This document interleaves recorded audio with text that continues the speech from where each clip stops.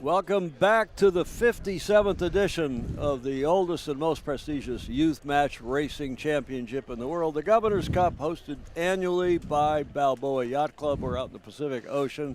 Tom Eamon alongside Andy Rose and Matt Whitfield here on Adios, our broadcast boat, the media boat, and also with us up from Australia, the esteemed Tom Spithill, who's out on the roving boat as we're getting ready now for the entry. In fact, there is the entry, Matt Whitfield. Yeah, 4 minutes to go. Second match of both semifinals. We've got Peterson versus Hyde. He's up 1-0 in that match, and Tapper is up 1-0 over Callahan in that match. Andrew? Well, I know this will surprise everybody, but it's a dial-up. Both boats have done exactly the right thing at the start, and so we'll now see Tom, you were alluding to it before, but the crew work in the dial-up, or I think maybe it was you, Matt, the crew work in the dial-up is crucial because you can incur a foul if your crew screws up a little bit. We have really good crew work by Jeffrey Peterson's team there, just really stopping the boat, so they create a speed delta between the two boats. So then that meant that they were able to slide out the back, and Josh Hyde had to go around the top, breaking up the dial-up in only about 40 seconds, which is pretty quick, even for these boats. Peterson in boat 4, leading as they go off the starting line.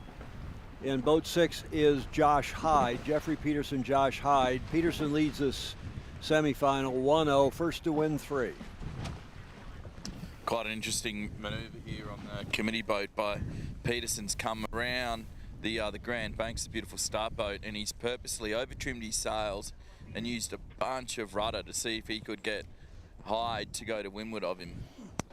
So it's amazing just how much these boats get thrown around. You know, when they want them to go quick, they can certainly pull the trigger, but being able to actually stop the boat is quite a skill as well. Okay, now both boats are going to use us. You can see the media boat there, and both boats, Peterson will be going around us and use this as we call a pick boat. Here they go around our bow. So in the intermission there, the breeze has built a little bit and held in this right-hand phase. So maybe, 6-7 knots now? So the boats are going to be going a little bit faster, and it's going to be harder to kill that time coming in. So it's a lot more of a push and pull factor rather than trying to lead and slow being the dominant factor. Oh boy. Yeah, that's going to be a penalty. Mm-hmm. That's going to be a penalty on Hyde. Yeah. Hyde was on port tack there. Yeah, yellow flag and there. And it is, yeah. Hyde was on port tack there. Jeffrey did the right thing. Hyde was on port tack, and that was a penalty. So nice move by Jeffrey Peterson, without question. And a really good move there to not cause contact. He didn't need to prove to the umpires that he hit him. He just made sure he stayed away, to put no risk on himself. If he doesn't hit him, there's no way he can even incur a flag, which well, the he umpires knows could give. that I would have thrown something at him from the boat here had he hit the other boat. So, guys, less than a minute to go now. Matt, what's the implication of that penalty to Hyde? The implication means Hyde now needs to really needs to be ahead off this start line here. So Peterson just needs to stay in touch. So doesn't really make a massive difference to this start here for Peterson. He's just doing the same thing he's done every other time. He's just going to be careful not to push the boat too aggressively and incur a penalty and offset that. Because Hyde now has to take a penalty turn sometime before the finish. Yes. So now Peterson basically, worst case scenario, he'll be 3.5 boat lengths behind. Some more talk there. So 20 seconds to go here. Both boats slow in the middle of the line, going to reach down. Second penalty to yellow. Is that? Yeah. That's the second yellow. So double penalty. So that means as soon as Josh Hyde and his team cross the start line, they're going to have to go in and do one of those penalties immediately. So they're going to have to do a judge. And they're over the line. So oh, my goodness. That is a fuster cluck of magnificent proportions. Oh, man, double pre-start penalty and what we used to call PMS until the women's movement. Now we change it to, instead of premature start, it's OCS, on the course side at the starting signal. Josh Hyde, my goodness. Yep. So advantage Peterson, would you agree with me, Andy? Yes. You can see the other nice thing is when you're in Peterson's position there, you can see which way Josh comes off the line, and just get on his tack. And Josh still has to do his penalty here because he could not do his penalty until he'd crossed the line correctly. So even though he jibed after he'd crossed the line, he needed to get back behind the line, cross it, and then take his penalty. That was a classic slam dunk start, as we call it. Yep. Feel a little bad for Hyde. You were talking before, Andy. He came over and was asking you for tips on what he could do to the boat, and he came over to us as well. You know, so it's a great bunch of kids on that boat, and they've got really good intensity. And I think great thing is they've got age on their side. They will learn a lot from this event. But it's you could tell by the body language there once he was over the start line as well. He's like, he knew he'd sort of blown it. Well, it's like, what else can happen? A plague of locusts. Yeah. I agree with you. Josh was I said, the 4 favorites are the 4 favorites.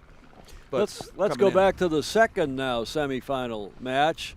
Tapper leading his pairing with over Callahan. He leads 1-0, and they're in the dial-up. Callahan closest to us. So at the top of your screen. In boat 10, Callahan is, and Tapper in boat 1. So Callahan with his red pinnies on is to starboard, holding the dial up in here. Less than 3 minutes to go. He's just going to see Tapper really back out, reverse, and then just be able to create the gauge. So Tapper following. He's going to try and hunt in as much as possible. Potentially try and stop Callahan from jibing if he can build speed well. Matt, what are pennies? That's I'm something you use to hold a diaper together? I'm trying to translate to American. We call them bibs. But a penny is the red things. They're life jackets, I think, not even pennies. But nonetheless, yeah, the pullovers are the bibs that sailors often wear for identification and more. So 2:15 to go now. Both of them kind of planning how do they want to come back into this line. Do they want to lead? Do they want to follow? Do they want the starboard end? Do they want to start on starboard or port? Where do they want to go up the course? What's the bias on the line? That's all these conversations happening right now. And what do you think? Which end of the line do you want to start at, Andrew, and which side of the track? I think right now I'd probably stay to the right, so I'd probably want to start at the boat. It's a little hard to tell from here which end is favored, meaning which end is closest to the weather mark. But I think in general I'd probably want to stay to the right. Yeah, I think the line's relatively square with this shift. The line's definitely square to the breeze, and there's good pressure across the course, probably a little bit more, and potentially a right-hand shift on the right-hand side. Okay, well, no advantage to anyone yet as far as control. So 1:20 to go. Tapper leading up, maybe Still 25 seconds from the committee boat. Yeah, still lots of time. So Tapper looking to slow this race down, really take a while to get back to that line here. He's going to fishtail, so big helm movements to slow up, and just try and keep clear ahead so as Callahan can't luff him. 1 minute, and they're only about probably 30 seconds from the line. Of course, if they stop there, what Callahan has to worry about here is if they do fall onto port tack, then Callahan's options are going to start to run out as far as starting. There's a good little dummy tack there by Callahan. If he hasn't gone through the breeze, he might have got Tapper dialed up on port, but Tapper's just been able to keep the speed through. Just really good body movement there by Tapper's crew just to keep the boat moving slowly. And now he doesn't want to go any faster than Justin. Yeah, 28 seconds to go, Yeah. 20 seconds to the line for Tapper. He's going to go slow, slow, slow. As Justin tacks over, he's going to tack over and Tack right slow on. him into this line. Nothing better than getting into tacking duel if you're ahead before you start. So Callahan goes to the tack, 13 seconds to go. Tapper Yeah. with 1 or 2 seconds to burn. Tapper is right on. Great. He's right on. Really He good just start there by the guy that won the first race. That was an excellent start. It was interesting here. Callahan is pleading with the umpires. I'm not sure whether they saw he's sort of looking at them in disbelief, saying, where's the call? He reckons he flagged. So whether the umpires missed seeing Callahan's protest flag, but he is not happy, that's for sure. No. But there was a protest? Yeah, well, according to Callahan, he was. He keeps looking at the umpires and he's asking, where's the call? Wow. So sometimes it's really important when you do protest to get the umpires involved, they need you to display the Yankee flag. And Callahan's still looking at them. He's giving them a death stare here. So he's gone up, he's sailing upwind, looking backwards at them for a bit here. But what I'm guessing that the umpires didn't see the Yankee flag displayed. And so they haven't made it. So that's why they haven't made a decision.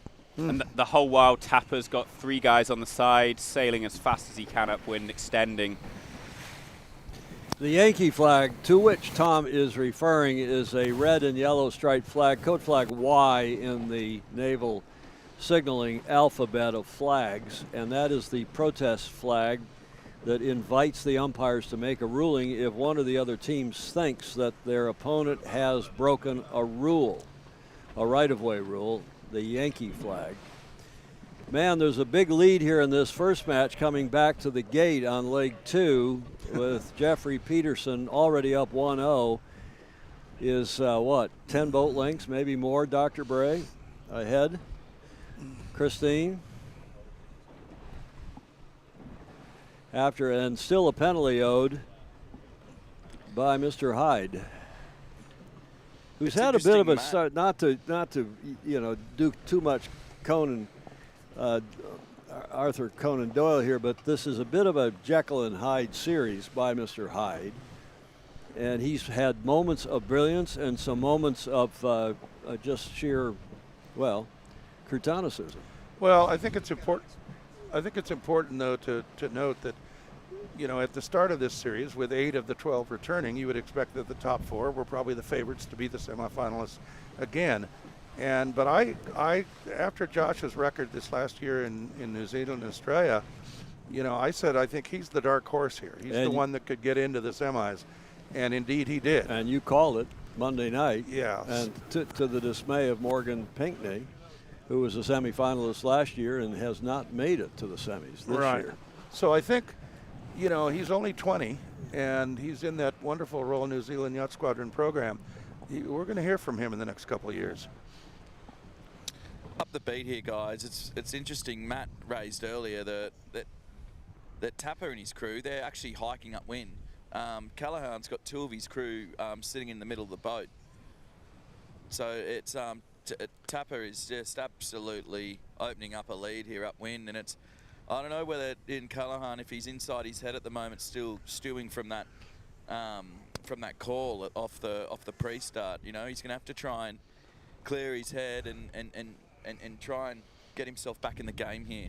Yeah, it's tough, especially if it's, as you say, that the umpire just missed the protest completely. It's tough. That's a pretty brutal thing to have happen at the start. Well, that was Tapper at the weather mark in just the previous shot, and that is boat 10. That's Callahan, his opponent, who is well behind, again, some 10, maybe even more, 12 boat lengths. As Tapper is going around the top mark first, the kite up to begin leg 2 of this 4-leg course, already leading 1-0 in his semifinal, and looking like he's going to go up 2-0 unless there is a major disaster here. Or sea monsters. Or a sea monster, as we've had discussions about in previous years. I think it's interesting, as you mature with your racing, those calls are going to happen. Sometimes you get a good break and you get a good, you get a lucky break. You feel, I should have got pinged for that, and you get away with it. And other times, all of a sudden you don't get it going your way. And so I think able to compose yourself, deal with that decision. I mean, at the end of the day, none of these umpires here are being paid to be here. They're volunteers, and until you've done a day in the umpire boat, you just don't realise just how tough a job it is, because they're constantly trying to be in the right spot and being close. But the other thing the umpires have got to watch out, that they don't get too close and that they're in the way. So sometimes this can happen where you miss a flag, but part of the crew, we always try to make eye contact with the umpire so that they can actually see the flag. There's no point putting up a protest flag when you're on the other side of the mainsail blocking you.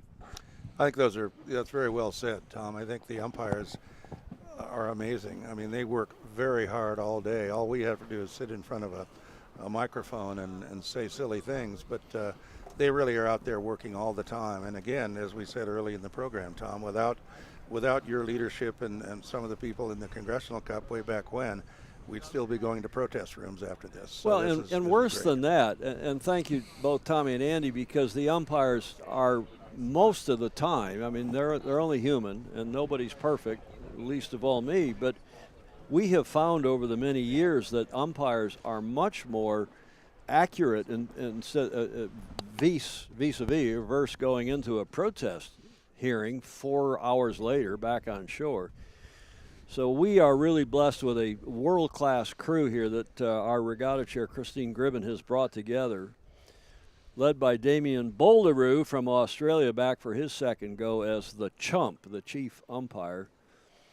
And doing, in fact, Andy, you and I said the other day, we've been watching here now. This is our third day, your fourth day, out on the water. And we umpires, we go as we're watching the matches close to us and the sailing around us anyway. And we haven't disagreed once with the umpire calls. I agree. Green or penalty. Yeah, and I've certainly seen the other side of it. Back in the days when we had to go to a protest committee, Buddy Milgas, of whom you spoke, the late great, and the late great Tom Blackaller got in a protest, and Jimmy DeWitt, who I'll never forgive him for this, shanghaied me onto the protest committee at St. Francis Yacht Club. And it was like San Francisco Bay is a pretty big place. Each told their story, and it was like they weren't in the same bay. Yeah. I mean, it was just... it's never gray and gray. It's black and white. It's black and white. Depending It's upon their own ridiculous. perspective. So there was another protest right after that, and Jimmy said, "You can stay." No, I have a very important appointment somewhere else. Well, and today you and Matt have called, I think, everything that was close to us the same as the umpires Yes. did. So No, I think that's again, right. they're not perfect, but they're bloody close. Well, they do a great job, and without them, we would not have modern match racing. And so I'm eternally grateful for the umpires. What are we looking at here on the screen? The Aqua Kite coming into the gate. That's Callahan trailing, maybe caught up a touch. Yeah, so And they he's caught had up a bit of a Whoa. nasty, bad drop here. There's a knot in the spinnaker halyard here, and Ugh. I can see the body language on the crew here. That's just sort of lost a little bit. Yeah, it seemed a little bit flat at the moment. But speaking of umpires too, I should mention Richard Slater, who I believe is the chief umpire for the America's Cup. He called up this morning to say he's watching the coverage, and I'm sure he's keeping an eye on his other fellow international umpires here. Several of whom are umpiring at the America's Cup, right, Christine? Your sister, Katie Maxim, is umpiring. Who else is umpiring at the America's Cup in a couple months' time? Ryan Parkin, right, is his name, from New Zealand.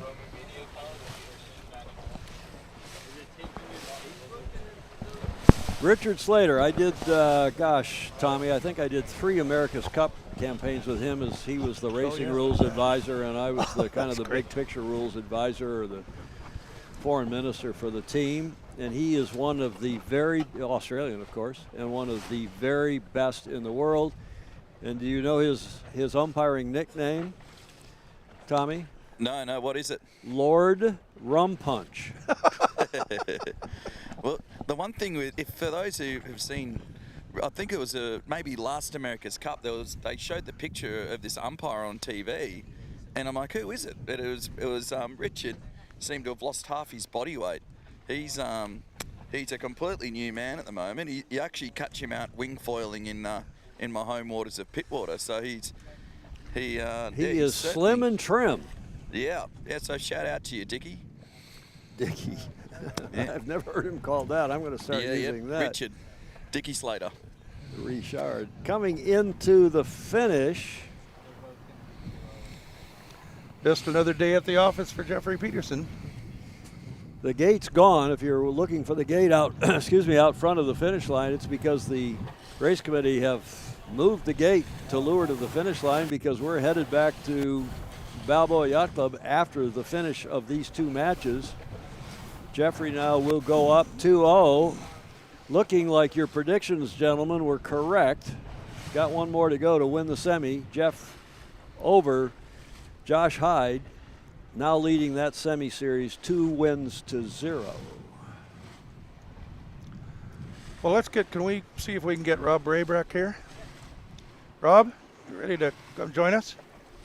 We're going to bring Rob Bray, who is one of the major sponsors of the Governor's Cup and has been for a few years, but more importantly to a few of us, as Tommy Spithill said, he has fixed a lot of our backs so we can still stand up and walk around.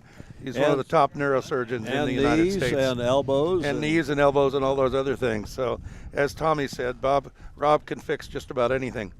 So welcome, Rob Bray. Thank you, thank you. It is nice to have you out here.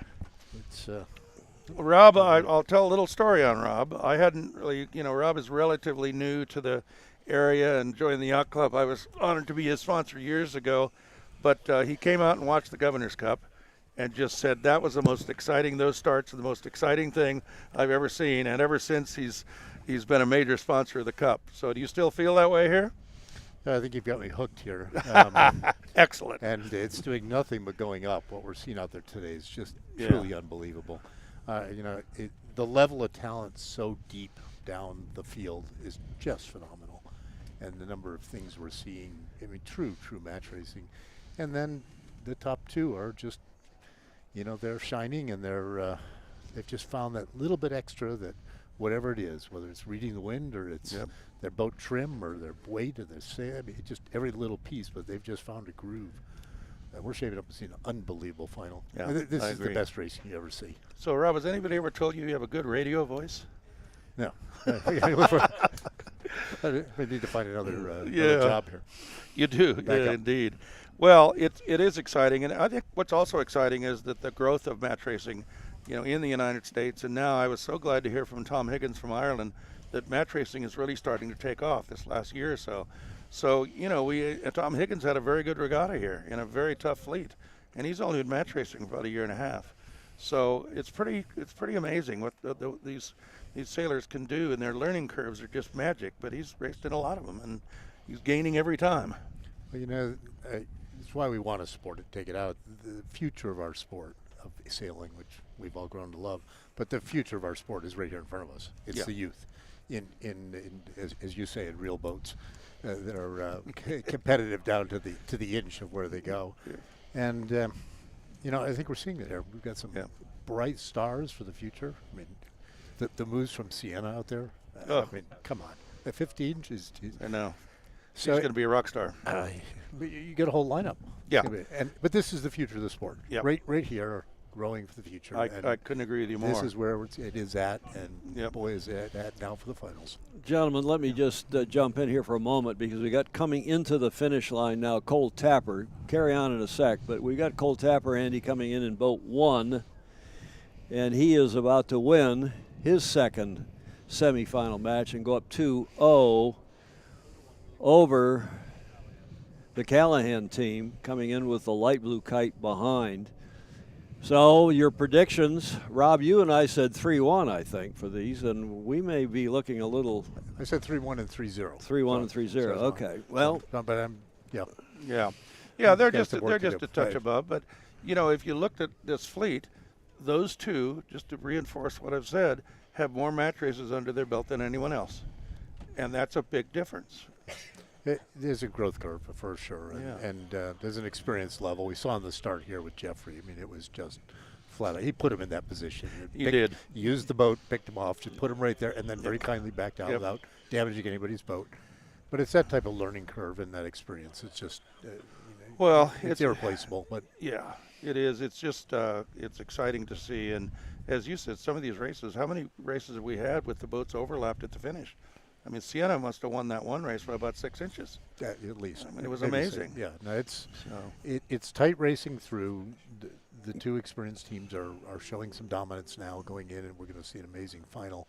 I wouldn't even have a guess who's going to take between the second and the third and fourth here. I wouldn't even have a guess who's going to take it. Yeah, They're so tightly matched, and I'm not sure I'm even willing to make a prediction for first and second at this point. It's just going to be head on. I think you're exactly right.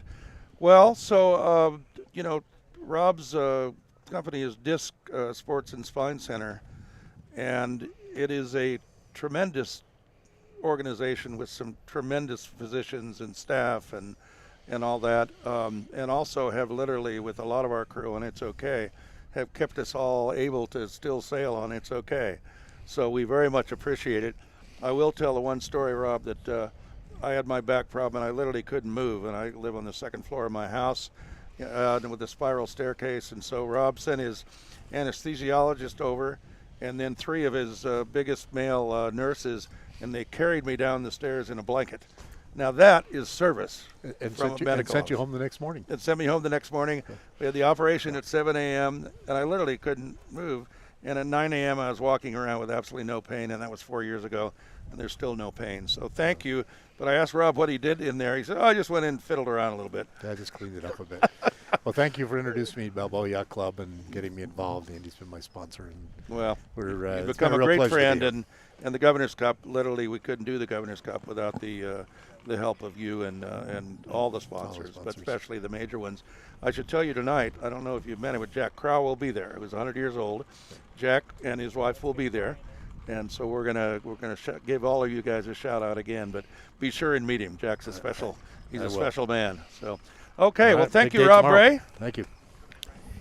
Thank you, Doctor. Thank you, Andrew. That's it for us on day 4. We have 1 day left.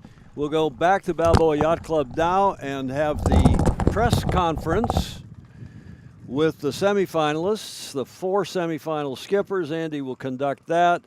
We'll do a little recap of the day, and then looking ahead till tomorrow when we will have an 0900 morning. I should back up, say that press conference is at 7 p.m., 1900 tonight, PDT, Pacific Daylight Time. Tomorrow morning, 0900 morning show as usual, previewing the day, and then we go live with racing again out here on the Pacific at 11:30 a.m., wrapping up the semis, and then the 2 winners will go forward to the finals. We'll also have a petit finale, the consolation match, if you will, between the losers of these 2 semifinals, and the other teams are also racing, as Andy and I said earlier, for the rest of the positions down to 12th place. So on behalf of Andy, Matt, and Tommy Spithill, thanks everybody for joining us. We'll see you tomorrow, or see you tonight for 7 o'clock, 7 p.m. for the press conference.